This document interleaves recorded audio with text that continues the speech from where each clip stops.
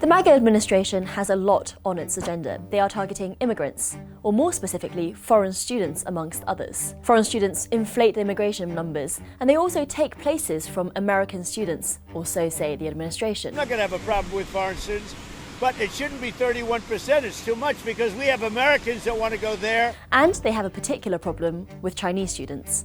These students they see as potential spies, security risks. So why would America let them in?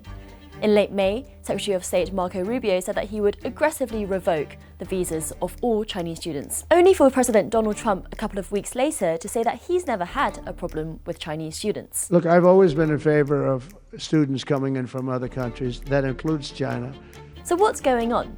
Well, at the moment, these young people are being used as a political football between these two great powers. In the West, the conversation tends to be that these students are either customers of the higher education sector or potential spies. Today, the US and China seem to be in a second Cold War. The US, under Presidents Trump and Biden, have controlled its exports of semiconductors, while China, on the other hand, is choking off its exports of rare earths. But as well as these resources that the two countries are fighting over, what about the brains that can invent and use these critical technologies?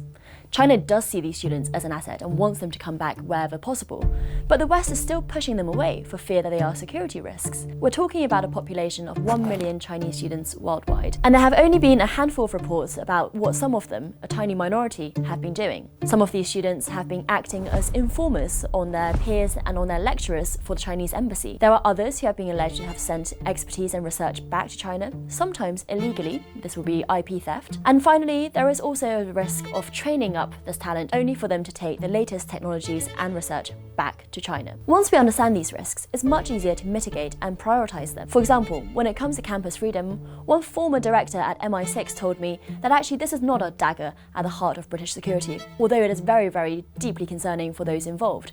And so why don't the security services provide more help for the academics and students who fear they are victims of transnational repression? As for the transfer of knowledge back to China, anything illegal should of course be cracked down upon. And we should also start vetting those students who are working at the heart of the most critical STEM subjects, and maybe at the most advanced levels too. We might not want to accept students who take Chinese state funding. These are all measures that can mitigate the risks that come from the minority of students who do pose a risk. Knowledge is not something that you can keep hold of within national borders, at least not for long. For now, the West has the research superiority in many areas, but China is also catching up fast. Soon it will be a question of how can we start to tap into Chinese expertise on certain questions. So let's start by cementing this brain drain, as long as we can get past this second Red Scare.